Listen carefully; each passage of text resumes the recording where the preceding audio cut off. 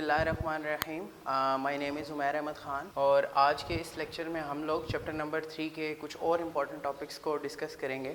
सबसे पहले हम लोगों ने प्रीवियस लेक्चर के अंदर भी डिस्कस किया था कि ऑपरेटर प्रेसिडेंस क्या होती है। ऑपरेटर प्रेसिडेंस बेसिकली हमें बताती है कि एक्सप्रेशन के अंदर हम लोग जो है वो ऑपरेटर्स को सॉल्व कैसे करते हैं। मैथ्स में अगर हम देखें तो मैथ्स में टोटली जो सॉल्व करने का क्राइटेरिया है वो डिफरेंट है। जब हम कंप्यूटर में उसको लेकर आते हैं तो काफ़ी सारे स्टूडेंट्स यहाँ पर मिसलीड कर देते हैं। ठीक है, हम इसको यूज़ करते हुए एक्सप्रेशंस को सॉल्व करेंगे। एक्सप्रेशन भी बहुत इंपॉर्टेंट टॉपिक है पेपर में, शॉर्ट क्वेश्चन में या फिर आपके पास MCQs में ये जो है वो लाजमी आ जाता होता है। एक्सप्रेशन इसलिए भी इंपॉर्टेंट है कि जब आप छोटे छोटे प्रॉब्लम्स को सॉल्व कर रहे होते हो, फॉर एग्जांपल आप लोगों ने सेल्सियस से फ़ारेनहाइट में चेंज करना है, या फिर आप लोग जो है किसी भी इक्वेशन को सॉल्व कर रहे हैं, या फिर आपके पास कोई क्वाड्रेटिक इक्वेशन है, या इस तरह की छोटी छोटी जितनी भी इक्वेशंस हैं, अगर आप उसको सॉल्व करें तो उसके अंदर जो है वो अगर आपको इक्वेशन जो है वो सॉल्व करनी नहीं आती तो आपके पास वो जो है वो टिपिकली जो है वो आपका आंसर जो है वो गलत आ जाएगा। तो आज हम जो है वो एक्सप्रेशन को बहुत डिटेल में सॉल्व करना सीखेंगे। अब एक्सप्रेशन है क्या? एक्सप्रेशन बेसिकली अगर हम इसकी डेफिनेशन पे जाएं तो हम लोग लिखते हैं expression is a combination of constants,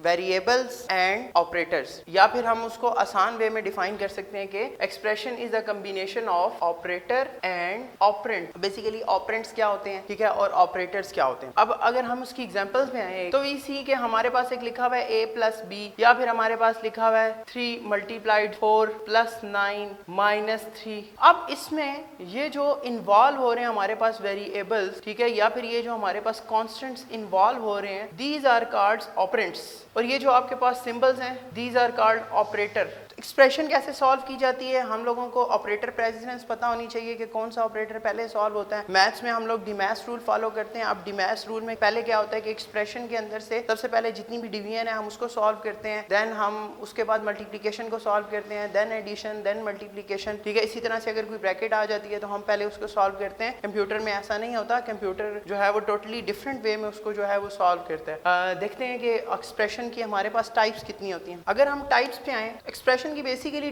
तीन टाइप्स होती हैं, ठीक है। The first one is integer, इसके अलावा सेकंड जो है वो हमारे पास फ्लोट, एंड देन लास्ट इसको फ्लोट को हम रियल भी कह देते हैं। और इसमें हमारे पास होती है मिक्स कैटेगरी या फिर combination of integer plus float, यानी कि इन दोनों का कॉम्बिनेशन। अब इसमें सबसे पहले टाइप के ऊपर आते हैं कि बेसिकली ये जो हमारे पास इंटीजर है इसकी कोई एग्जांपल सॉल्व कर, यानी कि आपके पास एक्सप्रेशन होगी, एक्सप्रेशन के अंदर आपके पास जितनी भी टर्मिनोलॉजी यूज हुई है, जितने भी कॉन्स्टेंट्स यूज हुए हैं, या फिर कोई वेरिएबल यूज हुआ है, तो उन वेरिएबल्स की भी वैल्यू जो है वो हमारे पास कॉन्स्टेंट्स ही होगी, ठीक है। नॉर्मली जो क्वेश्चन आप लोगों के पेपर में आता है उसके पॉइंट ऑफ व्यू से भी देख लेते हैं। एक सिंपल सा क्वेश्चन डिस्कस करते हैं। For example we see that के हमारे पास एक इक्वेशन है 2। अब हमने एक ये छोटी सी एक्सप्रेशन लिखी है यहाँ पर, ठीक है। अब यहाँ पर देखें कि आपके पास इसमें जितने भी कॉन्स्टेंट्स यूज हुए हैं वो सब इंटीजर कॉन्स्टेंट है। एक बात आपने ज़हन में रखनी है कि जब आप इंटीजर एक्सप्रेशन को सॉल्व कर रहे होते हैं तो हमारे पास आंसर जो है वो भी इंटीजर में ही आएगा, इसमें कोई भी वैल्यू जो है वो आपके पास फ्लोटिंग पॉइंट नंबर में नहीं आएगी, ठीक है। इस चीज को डिस्कस करते हैं। अब फॉर एग्जांपल हम लोगों ने किस तरह से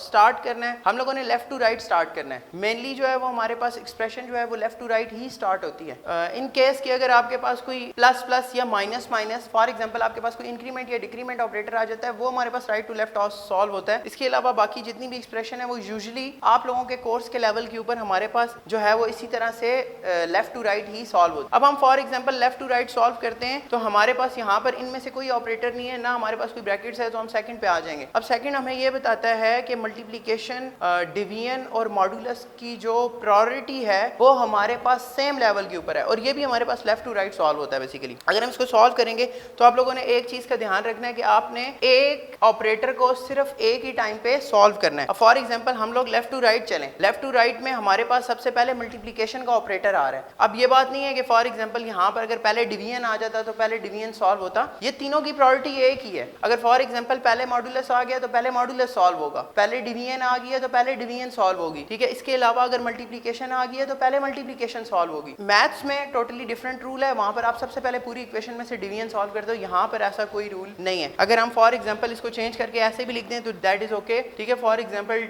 मॉड्यूलस, मल्टीप्लाइड और डिवीजन, ये आपको सिर्फ ये बता रही है कि for example left to right जब भी आपने इक्वेशन सॉल्व करनी है तो उसके अंदर से इन तीनों में से कोई भी ऑपरेटर आ जाए, आपने आपने उसको पहले सॉल्व कर देना है। फॉर एग्जांपल हमारे पास यहाँ पर मल्टीप्लिकेशन का ऑपरेटर पहले आ गया, तो तीनों की प्रॉपर्टी सेम है, हम किसी भी एक ऑपरेटर को सॉल्व कर सकते हैं। फॉर एग्जांपल हमने यहाँ पर तो सॉल्व करना है, तो यहाँ पर हमारे पास आ जाएगा 6। आपने एक लाइन पे सिर्फ एक ही ऑपरेटर को सॉल्व करना है, divide 4 minus 9 direct 3 plus 2 divides 4। अब देखें जो कॉमन मिस्टेक्स हैं, ठीक है, जो स्टूडेंट यहाँ पर आके लाजमी कर देता है, 6 डिवाइडेड बाय 4 लिखा हुआ है, इसका आंसर वो पॉइंट्स में ले जाएगा। एक बात ध्यान में रखें, अगेन मैं बता रहा हूँ कि अगर आपके पास इंटीजर डाटा टाइप में अगर आप सॉल्व कर रहे हैं एक्सप्रेशन को, या फिर आपके पास दो जो भी कोई आप ऑपरेंड्स को सॉल्व कर रहे हैं उसके दरमियान जो भी कोई ऑपरेटर है, अगर जो ऑपरेंड की वैल्यू है वो इंटीजर है तो आपका आंसर हमेशा इंटीजर में आएगा, वो फ्लोट में कन्वर्ट नहीं होगा। ये ऑलरेडी मैं प्रीवियस लेक्चर के अंदर भी डिस्कस कर सका हूं, दैट इज टाइप कास्टिंग, कि अगर आपको इस तरह कन्वर्ट करना है तो फिर आपका कोई एक वैल्यू आपको कन्वर्ट करनी लाजमी होगी, ठीक है। इस चीज को डिस्कस करते हैं। फॉर एग्जांपल ये 6 है तो ये चलेगा किस तरह, ठीक है, आप इसको आराम से सॉल्व कर सकते हैं। 4, ठीक है, अब 4 1s are 4 और ये आपके पास 2, दिस इज योर रिमाइंडर। अगर यहाँ पर मॉड ऑपरेटर होता, ठीक है,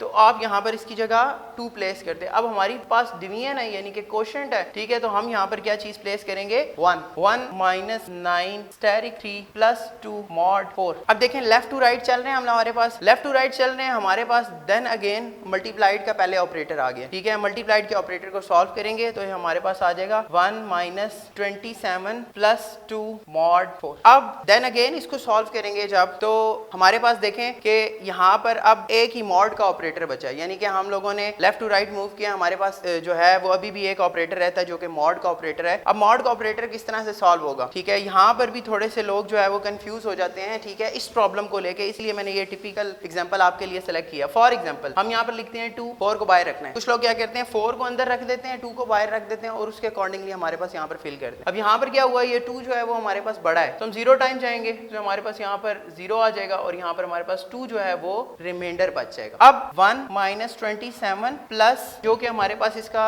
रिमाइंडर बचा है। अब देन हमारे पास ये वाला सारा ऑपरेटर जो है वो हम लोग सॉल्व कर चुके हैं। अब हमारे पास प्लस और माइनस है, प्लस और माइनस में हम सबसे पहले किसी भी एक को सॉल्व कर सकते हैं। For example left to right लेके चलेंगे, लेफ्ट टू राइट में हमारे पास सबसे पहले माइनस आ रहा है, तो हमारे पास आएगा माइनस 26 एंड देन प्लस 2। इसको अगेन सॉल्व करेंगे तो ये हमारे पास minus 24, this is your required answer, ठीक है। तो इसी तरह से आप इंटीजर को सॉल्व कर सकते हैं। अगर आपके पास कोई भी ब्रैकेट्स आ गए, फॉर एग्जांपल आपके पास यहाँ पर ब्रैकेट्स आ गई हैं, इन द केस यहाँ पर ब्रैकेट्स आ गई हैं, तो आप लेफ्ट टू राइट चलेंगे, पहले इस ब्रैकेट को सॉल्व करेंगे, फिर लेफ्ट टू राइट चलेंगे, फिर इस ब्रैकेट को सॉल्व करेंगे। जब ब्रैकेट्स खत्म हो जाएंगी तो फिर हमारे पास वो रूल अप्लाई करेंगे कि इसके अलावा अगर कोई रिमाइंडर, मॉड या डिवीजन ऑपरेटर आ रहा है तो आपको सॉल्व करेंगे। मेन जो ट्रिक है वो इसमें सॉल्व करने की ये है कि इंटीजर डाटा टाइप का कोई भी क्वेश्चन आ जाए, इंटीजर डाटा टाइप को जब भी सॉल्व करेंगे आप, तो उसका आंसर हमेशा इंटीजर में ही आएगा, ठीक है, चाहे आपका जिस तरह का मर्जी कोई क्वेश्चन हो जाए, ठीक है, आपने पॉइंट्स में नहीं जाना। नेक्स्ट जो हमारे पास टाइप है वो फ्लोटिंग पॉइंट नंबर की टाइप है, उसको डिस्कस कर लेते हैं। Your second type is float. इसमें हमारे पास क्या चीज होती है, इसमें हमारे पास ये चीज होती है कि जितनी भी हम लोगों ने कांस्टेंट्स बीच में यूज किए हैं, जितने भी वेरिएबल यूज किया है, वो सारों की वैल्यू जो है वो हमारे पास फ्लोट में आएगी, ठीक है। फॉर एग्जांपल हमें क्वेश्चन लेते हैं, ठीक है, एक एग्जांपल क्वेश्चन लेते हैं, उसको सॉल्व करते हैं कि वो किस तरह से इंटीजर डाटा टाइप से डिफरेंट है, ठीक। फॉर एग्जांपल हम लोग लिखते हैं 2.4 एग्जांपल। अच्छा, ये हमारे पास एक एग्जांपल लिखी है हम लोगों ने। अब आप इसके अंदर अगर गौर करें तो इसके अंदर जितनी भी टर्म्स हम लोगों ने यूज की हैं ये सब फ्लोटिंग पॉइंट नंबर है, यानी कि इसके अंदर कोई ना कोई डेसिमल प्लेस आ रही है। फर्स्ट वाली जो हम लोगों ने डिस्कस की थी उसके अंदर सारी इंटीजर थी, सेकंड जो हमारे पास फेज है उसके अंदर सारी हमारे पास फ्लोट है। तो फ्लोटिंग पॉइंट नंबर के अंदर जो भी आपके पास होगी उसका आंसर भी हमारे पास जो है वो फ्लोटिंग पॉइंट नंबर ही आएगा। इसमें एक और जो याद रखने वाली बात है कि आप इसमें जो है वो कोई भी वैल्यू जो है वो हमारे पास विदाउट डेसिमल प्लेस नहीं है। अब इसको आप आराम से कैलकुलेटर पे सॉल्व कर सकते, ठीक है। अब कैलकुलेटर पे कैसे सॉल्व करना है, डायरेक्टली नहीं सॉल्व कर देना, ठीक। आप लोगों ने लेफ्ट टू राइट चलना है, वही रूल जो हम लोगों ने इंटीजर के साथ लगाया है, लेफ्ट टू राइट चलना है और इस इक्वेशन को एक एक स्टेप में जो है वो सॉल्व करना है, ठीक है। लेकिन इसमें आप लोगों ने ये ख्याल नहीं रखना कि कोई पॉइंट की पहले वाली वैल्यू लेनी है या बाद वाली वैल्यू लेनी है, आप डायरेक्ट इसको सॉल्व कर सकते हैं। फॉर एग्जांपल हम लेफ्ट टू राइट चले हैं, अब लेफ्ट टू राइट हम लोग चले हैं तो हमारे पास सबसे पहले ये ऑपरेटर आ रहा है, ठीक है, डिवाइड का। अब जो डिवाइड का आ रहा है तो हम इसको पहले सॉल्व करेंगे, डायरेक्टली कैलकुलेटर पे सॉल्व कर लें तो इसका आंसर हमारे पास आएगा। हम इसको सॉल्व करें तो हमारे पास ये आता है, देन पूरी इक्वेशन को एज इट इज लिखेंगे, 4.3 माइनस 3.0 प्लस 3.2, ठीक है जी, एज इट इज मैंने लिख दिया इसको सॉल्व करके। अब देन आपके पास ये इक्वेशन बन गई है। अब इसको फिर लेफ्ट टू राइट चेक करेंगे। अब लेफ्ट टू राइट आप लोगों ने चेक किया, आपके पास पहले जो है इन तीनों ऑपरेटर्स में से ये वाला ऑपरेटर जो मल्टीप्लाइड का है वो आपके पास आ रहा है, ठीक है। तो आप इसको सॉल्व कर लें। जब हमने इसको सॉल्व किया तो इसका जो हमारे पास आंसर आया वो आया हमारे पास 1.6387 एंड देन बाकी सारी इक्वेशन को हम एज इट इज लिखेंगे एक्सप्रेशन को। ठीक है जी। अब इस इक्वेशन के अंदर देखें हमारे पास देन आपके पास अगेन वही रूल अप्लाई करें, लेफ्ट टू राइट हम लोग चलेंगे तो हमारे पास ये ऑपरेटर आता है मल्टीप्लाइड का। अब मल्टीप्लाइड के ऑपरेटर को सॉल्व करेंगे, बाकी इक्वेशन हम एज इट इज लिखेंगे। तो हम लोगों ने इसको सॉल्व किया, इन दोनों को सॉल्व कर लिया। ठीक है, यानी कि अगर मैं साथ साथ लिखूं तो सबसे पहले आप लोगों ने इसको सॉल्व किया, देन आप लोगों ने इसको सॉल्व किया और इसके बाद आप लोगों ने इस टर्म को सॉल्व किया। ठीक, अब हमारे पास सिर्फ प्लस और माइनस की टर्म सॉल्व के लिए रह जाती हैं। आपने इसको भी सबसे पहले इकट्ठा नहीं सॉल्व कर देना, आप लोगों ने एक एक करके करना है, वरना आपके जो पेपर में मार्क्स हैं वो कट जाएंगे। फॉर एग्जांपल यहाँ पर आप लेफ्ट टू राइट चले तो आपके पास सबसे पहले माइनस आ रहा है तो आप सबसे पहले माइनस करेंगे। ठीक है, माइनस करेंगे तो हमारे पास जो आंसर आएगा वो, ठीक है, हमारे पास -136.213 प्लस 13.14 ये हमारे पास जो है वो आंसर आ रहा है। अब देखिए लास्ट में हमारे पास ये दोनों को सॉल्व करेंगे तो हमारे पास इसका डायरेक्टली जो है वो हमारे पास आंसर आ जाएगा और जो आंसर आएगा वो हमारे पास, इसमें लास्ट में इसको सॉल्व किया तो इसका आंसर आ गया हमारे पास 12.0778। इसको दोबारा से सम अप करते हैं कि ये किस तरह से सॉल्व हुआ है। जो आपके पास फ्लोटिंग पॉइंट एक्सप्रेशन है उसको सॉल्व करने का आसान तरीका ये है कि आप लोग एक्सप्रेशन को कैलकुलेटर पे सॉल्व कर सकते हैं। ठीक, फॉर एग्जांपल आपने पहले इसको सॉल्व किया, देन आपके पास मल्टीप्लाइड का ऑपरेटर है, आपने इसको सॉल्व किया, उसके बाद आपके पास ये मल्टीप्लाइड का ऑपरेटर है, आपने इसको सॉल्व किया एंड देन लास्ट में आप लोगों ने इसको सॉल्व किया एंड देन ये आपके पास रिक्वायर्ड आंसर आ गया। एक बात ध्यान में रखिएगा कि फ्लोटिंग पॉइंट नंबर के अंदर हमारे पास मॉड ऑपरेटर नहीं आता। ठीक है, मॉड ऑपरेटर जो भी यूज करेंगे हम लोग वो इंटीजर डेटा टाइप के साथ यूज करेंगे, इसके अंदर जो है वो हमारे पास यूज नहीं होता। टाइप है दैट इज मिक्स, जिसमें इंटीजर और फ्लोटिंग पॉइंट नंबर दोनों आ सकते हैं। ठीक है, तो हम उसकी एक एग्जांपल लिखते हैं एंड देन उसको सॉल्व करते हैं कि वो किस तरह से सॉल्व होगा। क्वेश्चन लिखते हैं, हम एक एग्जांपल उसको सॉल्व करते हैं। अच्छा, ये एक लास्ट एग्जांपल है, इसको डिस्कस करते हैं। ये हमारे पास मिक्स जो है वो डेटा टाइप हम लोगों ने लिए हैं इसमें। अब फॉर एग्जांपल ये हमारे पास एक इक्वेशन है। ठीक है, इसके अंदर मैंने कुछ इंटीजर्स में वैल्यू यूज़ किया। फॉर एग्जांपल ये इंटीजर है, ये फ्लोट है, ये इंटीजर है, ये दोनों इंटीजर हैं, ये एक इंटीजर है। एक बात ज़हन में रखिएगा कि ये ऑपरेटर जो है वो सिर्फ जो है वो इंटीजर डेटा टाइप के साथ यूज़ होता है, ये फ्लोटिंग पॉइंट डेटा टाइप के साथ यूज़ नहीं होता। अब इस अगर इक्वेशन को हम लोग सॉल्व करेंगे तो आप देखें लेफ्ट टू राइट चलना है। अब लेफ्ट टू राइट से पहले हमारे पास ब्रैकेट्स आ गई हैं तो आप ब्रैकेट्स के अंदर सॉल्व करना है। अब ब्रैकेट्स के अंदर भी आप लोगों ने लेफ्ट टू राइट सॉल्व करना है। अब ब्रैकेट्स के अंदर मूव हुए हैं, ब्रैकेट्स के अंदर एक ऑपरेटर है आपके पास डिवीजन का, सो हमने पहले इसको सॉल्व करना है। ये दोनों डेटा टाइप जो है वो आपके पास फ्लोट में है तो आपने इसको कन्वर्ट कर दिया फ्लोट में एंड देन आपके पास सारी इक्वेशन एज इट इज आ गई। अब जब सेकंड स्टेप पे आएंगे, सेकंड स्टेप के बाद देखें आपके पास लेफ्ट टू राइट आपने यहाँ से स्टार्ट करना है, फिर आपके पास क्योंकि ब्रैकेट नहीं है। जब आपने इसको सॉल्व किया तो अब देखें ये हमारे पास इंटीजर है, ठीक, लेकिन यहाँ पर आपने यूज़ करना है कंसेप्ट टाइप कास्टिंग का। टाइप कास्टिंग के अंदर यहाँ पर ऑटोमेटिकली टाइप कास्ट हुआ है। टाइप कास्टिंग के अंदर हुआ क्या, बेसिकली ये जो बड़ी डाटा टाइप है फ्लोट, तो ये कन्वर्ट होके बड़ी डाटा टाइप के अंदर चला गया। ठीक है, सो ये फ्लोट प्लस इंटीजर तो ये हमारे पास फ्लोट में आ गया, तो हमारे पास 1.5 देन हमने पूरी इक्वेशन को एज इट इज़ लिख दिया है। उसके बाद जब इसको लेफ्ट टू राइट सॉल्व करेंगे तो हमारे पास देन एक और इक्वेशन है और ये भी हमारे पास मिक्स इक्वेशन है। ठीक है, यानी कि एक जो वैल्यू है हमारे पास फ्लोटिंग पॉइंट नंबर की है और दूसरी जो है वो हमारे पास इंटीजर की है। तो हमने इसको सॉल्व किया तो ये 6.0 है, बाकी equation as it is. Left to right solve करेंगे देन हमारे पास ये वाली टर्म, अब ये दोनों टर्म्स इंटीजर की हैं।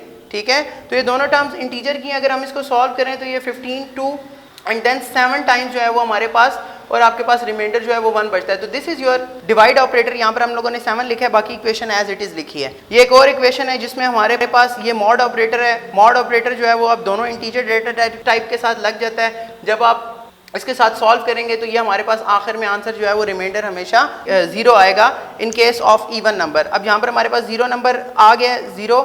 अब इस इक्वेशन को यहाँ तक इक्वेशन को सॉल्व करेंगे तो यहाँ पर हमारे पास पहले प्लस है तो इसको सॉल्व करेंगे। देन अब यहाँ पर फिर हमारे पास मिक्स कंडीशन आ गई है तो हमारे पास फ्लोट है और इंटीजर है, तो आपने इनको सॉल्व करना है तो हमारे पास फ्लोटिंग पॉइंट नंबर में आंसर आएगा एंड देन जो है वो हमारे पास इसको सॉल्व करेंगे तो ये पूरी स्टेप वाइज सॉल्व करनी है। आई होप कि ये जो है वो ये टॉपिक आपको समझ आ गया होगा। ठीक है, नेक्स्ट वीडियोज़ में हम कोशिश करेंगे कि इसके 1-2 क्वेश्चन और करें और इसके कुछ टॉपिक्स को और इंक्लूड करेंगे। ठीक है, ये चैप्टर जो है वो आपका अब वाइंड अप हो गया।